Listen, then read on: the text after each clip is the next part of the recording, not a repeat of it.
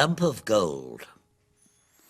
Paul was a very rich man, but he never spent any of his money. He was scared that someone would steal it.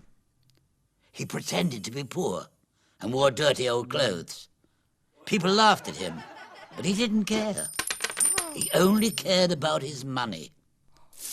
One day, he bought a big lump of gold. He hid it in a hole by a tree. Every night, he went to the hole to look at his treasure. He sat and he looked. "No one will ever find my gold," he said. But one night, a thief saw Paul looking at his gold. And when Paul went home, the thief picked up the lump of gold, slipped it into his bag, and ran away. The next day, Paul went to look at his gold, but it wasn't there. It had disappeared. Paul cried and cried. He cried so loud that a wise old man heard him and came to help. Paul told him the sad tale of the stolen lump of gold. "Don't worry," he said.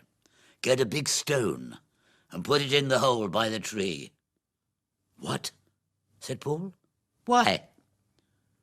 What did you do with your lump of gold?" "I sat and looked at it every day," said Paul. "Exactly," said the wise old man.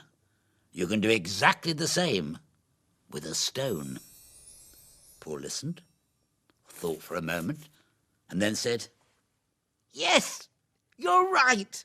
I've been very silly. I don't need a lump of gold to be happy."